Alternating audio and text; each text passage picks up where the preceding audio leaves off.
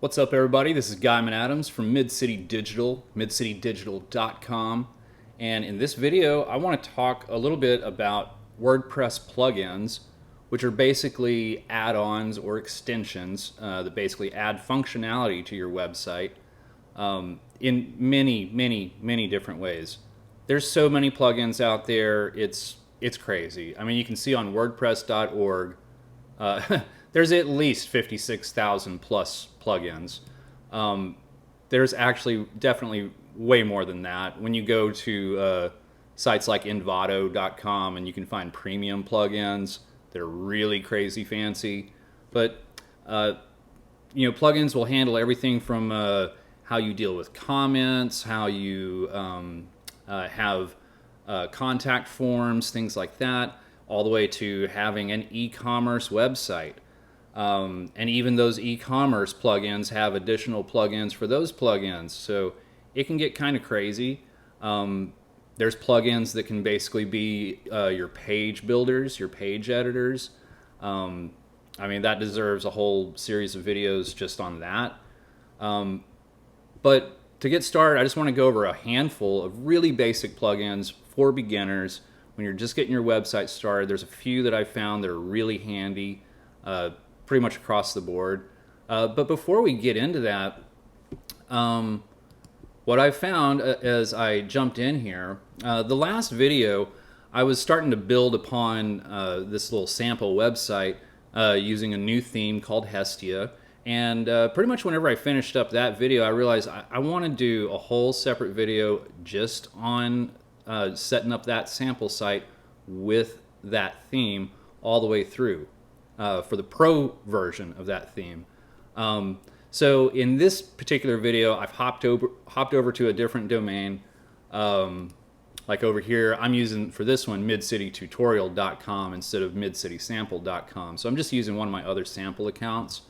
Because as I started playing with that other theme, I just started opening up all these other little components and really kind of starting to see some other things that I really want to show in a future video. So what we're doing here is we're backing up to this previous version, basically kind of the same template we initially started off with, this X Creative theme. So it's super generic, there's nothing really in here, and I think this will be a good way to show some real basics about plugins and whatnot. So before we can even really get into that, I figured this is a great time to just show you about updating WordPress itself, because this installment of WordPress I did a little ways back on this domain. So I just want to point this out. Whenever you log into your account, and again, this is very similar on a lot of different hosting platforms, you'd go over into your cPanel, and that'll lead you over here to your cPanel, and you'd scroll down.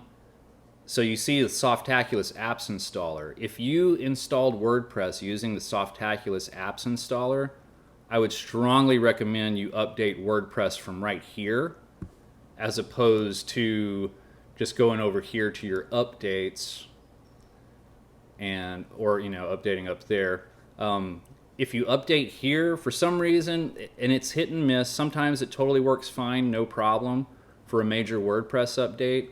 But if you did it through Softaculous, for some reason, this little update here, doing it through here, almost never seems to want to cooperate. Or I say almost never, but like I said, it's hit and miss. So just keep that in mind. I've just found that it's way more consistent, particularly for beginners. You don't want to mess with getting crazy about backing up your database and all this stuff. I mean, that's a whole other topic. But it's really just easiest to go right here, and you just click on that. That will open this up here. And from here you could actually log into your admin panel right here. But right here you can update this. So you can see as you roll over it and pause for a minute, you'll see that little bit of text there. So I'm going to go ahead and update this version of WordPress. So basically I can leave all this. Could create a backup. I'm not too worried about that here. We can leave all this alone. Let's go ahead and hit upgrade. This will just take a minute to go through on here.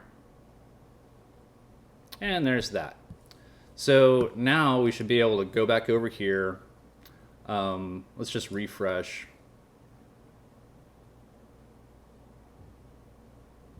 And so now we can see it doesn't show that WordPress update anymore. We got the latest version. So that's that. Super simple. Sometimes you hit that over here on this side, and if you did it through Softaculous, it doesn't seem to like that. It's really strange. But anyway, word to the wise there. And you can also see this is the same way with updating plugins. So for this particular theme, it came with this page layer page builder. So I could update this. And also, here's an update for the 2016 theme, which we're not using, but should we want to use that, we'd update that as well. So I guess let's go ahead and hit Update Plugins. Just go ahead and have that updated. You could also do that through this Plugins panel over here. And let's return to WordPress updates. And so there's that. Let's go ahead and update that real quick. And we got these things floating around up here. We don't really need these. We're glad you like page layer. Well, I wouldn't necessarily say I like it, but it's there. Same with that. Okay. Let's go back over here. Now, let's go over here to plugins. Now, this is where you can see the plugins that you currently have installed. Apparently on this one, I'd installed this classic editor separately. A lot of people will do that through the Softaculous installer right out of the gate, so that's already in there. Okay, so some basic plugins. I've got a little list over here I'm referencing. Probably one of the first ones that I would recommend for a lot of different websites. Not every website is going to want to have to deal with comments. I mean, depending on the type of site you're doing, maybe. Now keep in mind, with comments, you can go into your settings and underneath discussion, you have the option, to make sure that the comment author must fill out name and email and all this stuff. And yeah, you basically comment must be manually approved. Should probably hit that. Comment author must have previously posted. You can set all of these things over here. But let's just go ahead and hit save on that. But here's the thing. So if you look over here, let's go to this Hello World blog entry. And so you can see here we've got this leave a reply. So, somebody could leave a comment, Hey, dummy. I mean, that's pretty terrible. But, since I left it, I guess it's going to go through no matter what because I'm the admin. But, you get the idea. You got these comments here. But, sometimes you post a blog and you're not necessarily, like, looking for people to comment on it there. Like, maybe you post your blog and then you're linking that over on Facebook or Twitter or wherever, Minds or wherever else. And, you're wanting people to kind of engage over there on those social media platforms, maybe not necessarily in your own comments section on your site. So, again, it's different for every website. But, let's jump back over here. And there's this plugin that's just really handy. Let's go to Add New. And you could either go over to WordPress.org and search out plugins over here. It's just like the way the themes are. You can search over there, or you can search, you can search over there, download it, and then upload it through here, or you could search here. So I'm going to say disable comments.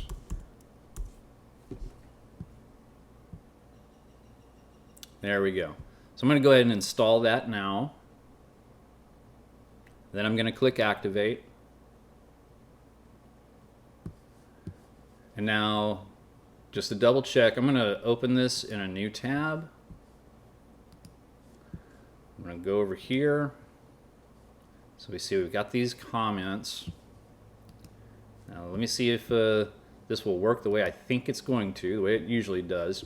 So with disable comments, as you can see over here underneath your plugins, you have your settings right here. And I think, yeah, you have it underneath your main settings here. You can also access this right here.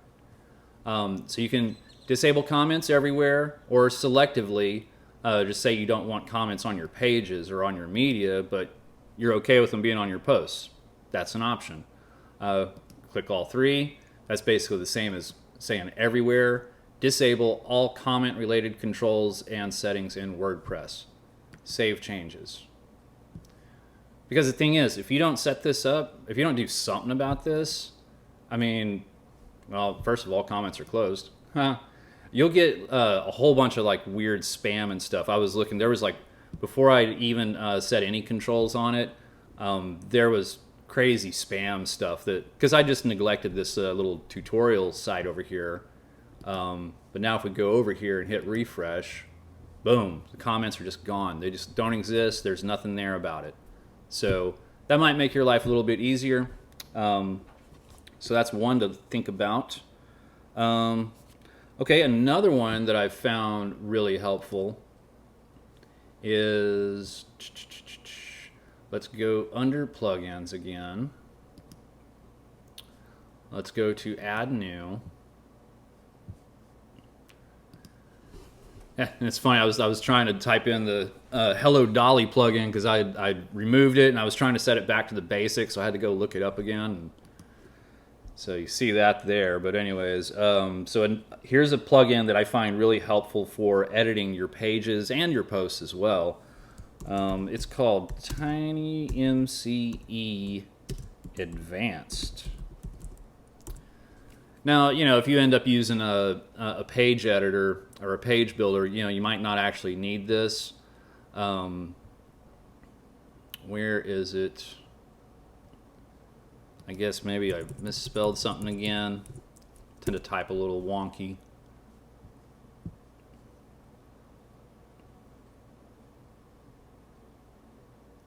TinyMCE. Do I need to do it as one word? It's usually like right there on the first page.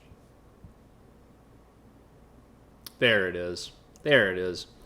So, you know, again, when you're dealing with these plugins, you generally want to be looking at, you know, how recently it was updated. You want to look at how many stars it's got. Try to go with 5-star thing with, you know, lots of good reviews. You can always look at more details right here, and you can see some of the reviews. You know, good, bad, and ugly. You can see screenshots of kind of, you know, what's going on here. That's the way it is for all plugins. You can always click that details thing. But I definitely want to install this, so I'm going to hit that. Then I'm going to hit activate. Actually, let me deactivate that real quick and show you what the real difference is. So let's go to all pages. Let's go to the sample page. And so when you're using the classic editor, like I prefer to use the classic editor because it's got basic word processing controls here. You know, you got bold, italic, you know, you've got some bullet list stuff, block quote. You can align left, center, right, add a link, you know, read more tag, toolbar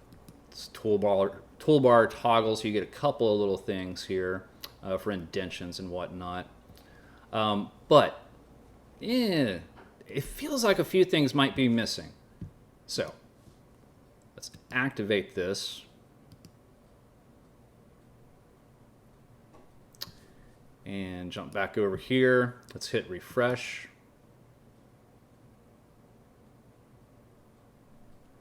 And suddenly we've got a bunch of extra stuff here.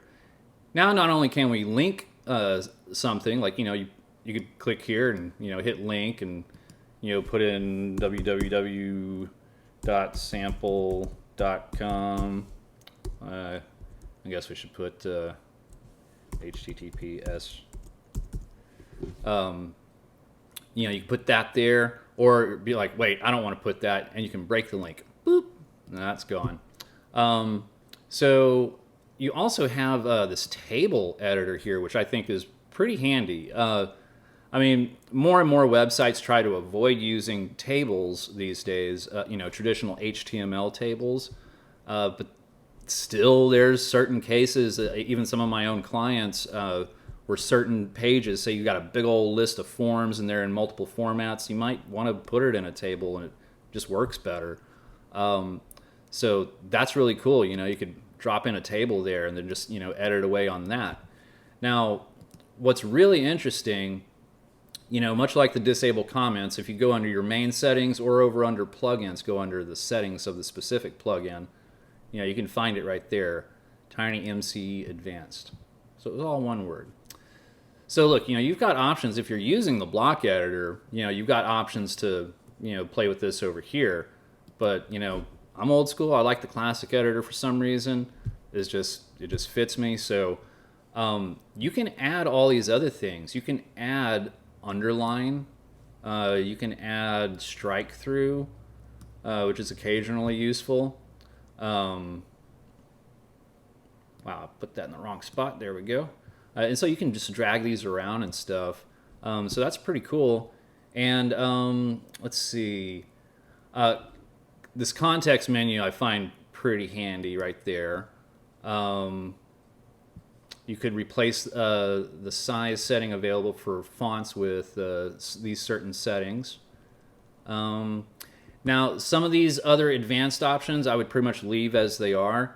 Because sometimes, you can play with this, but, be wary of, what you're clicking on, because once in a while it might kind of tweak your formatting sort of weird. But this contextual menu here, I like clicking that one and kind of keeping it like that. Let's put in, you can justify your text. I really like that in a lot of cases. Depends on, the kind of formatting you're doing. But, it's pretty handy. So now if we go back over here and let's hit refresh again. Yeah, reload.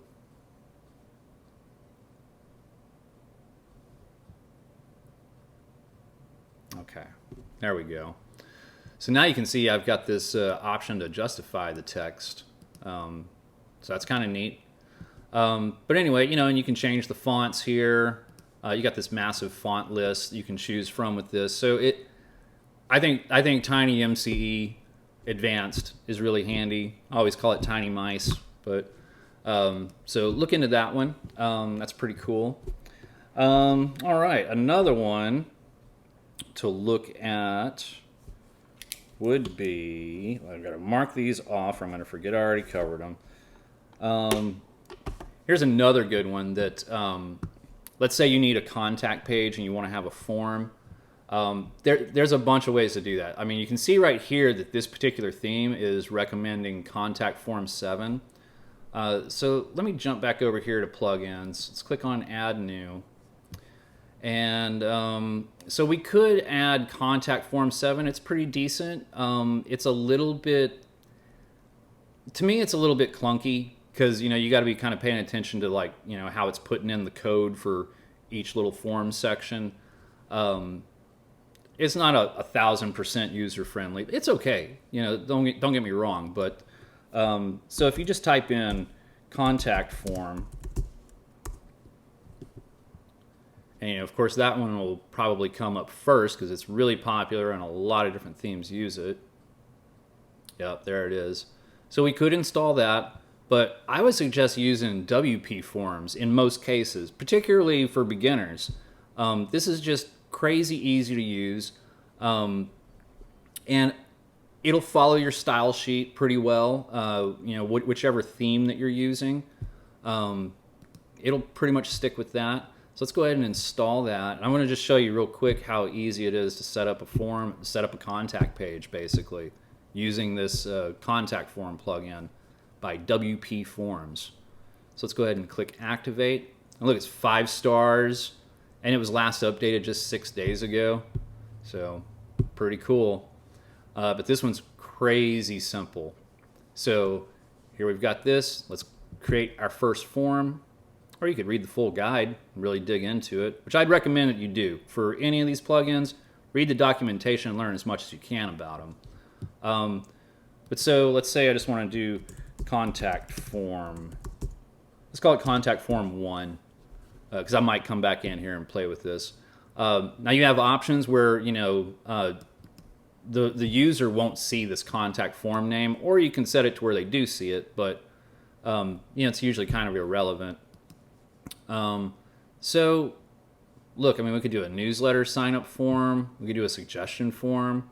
With the pro version, you can do a donation form or request a quote form, billing and order form.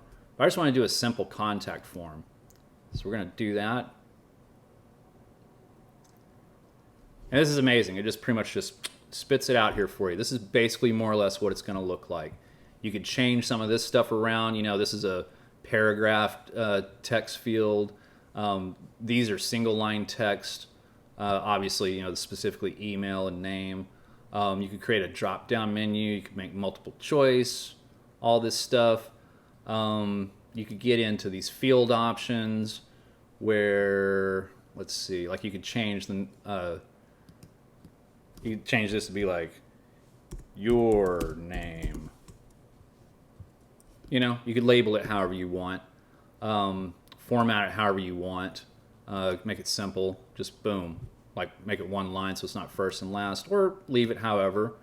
You also have these advanced options. You can make these bigger, smaller, whichever way you prefer. Let's leave it at medium. But you could dig into that. And one thing I would strongly suggest, spend some time reading the documentation about reCAPTCHA. This will require you hop over to your Gmail account or whatever, your Google account, and set up the reCAPTCHA on that end. I just don't want to get into the details of that right now, but that's a good way to protect your site from spam, would be to add the reCAPTCHA. So check out their step-by-step tutorial on specifically that, and they'll walk you through that. It's actually pretty simple, surprisingly. But, it's one of those things where we'll show somebody like a bunch of pictures of fire hydrants and they got to pick it out or whatever. It says I'm not a robot, that kind of thing. That way you can avoid spam. But look into that. But whenever you're done, go ahead and hit save. All right, so that's saved. You can close that out. And now, in order to demonstrate this, let's go over to Pages, Add New. I'm just going to call this Contact. And look, right here, because of this plugin, it has Add Form. I'm going to click Add Form. It's already got it right here, Contact Form 1. And like I said, you could have it show the form name if you got some special name for it, or if you got like a couple of different forms on one page for whatever reason. You could do that, or just leave it because it's already the contact page. You're already going to see that title. And if you add a description for it, you could keep that. But let's just hit Add Form. And then it just puts in this little short code. And you could kind of copy and paste that wherever on your site onto different pages if you wanted. But go ahead and hit Publish. And I guess we could have hit Preview, right? But let's just view the page. That's how that looks right now. And you can spend some time getting in there and kind of tweaking it and making it all look right and everything. But you can see it follows the basic color scheme of this really generic theme template that we got going here.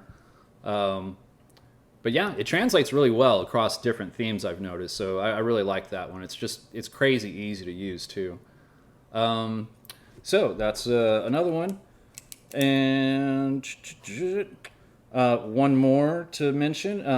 Okay, here's one. If you want to, say you're working with a small team of people, say you're in a band and you've got a couple of bandmates that want to actually contribute to the site.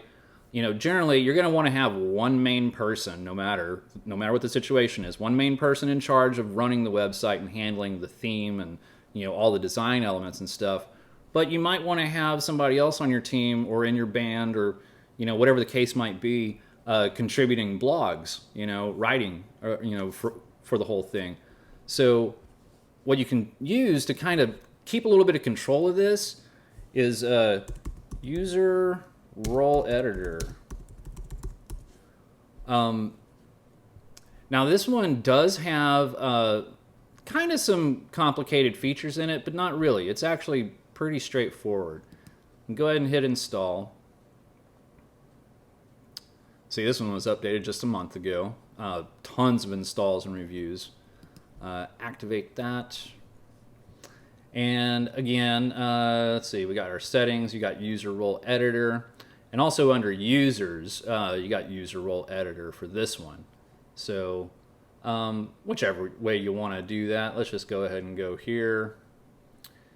User role editor. Okay, so here we go. This shows some basic information. Show administrator role as user role editor. So you'd want to set that so you'd have yourself as the admin, the main admin. And then any other roles that you set up, go ahead and hit save. Always remember to hit save. Under default roles, see now, you know, the main default role, should anybody ever register, should you have it set up for people to register, would be subscriber. You wouldn't want somebody to get in there and register and automatically they're an author and they start adding all sorts of crap to your website, would you? But this is, you know, for default roles. So, you know, you would have that set like that. You could reset it right there if you need to.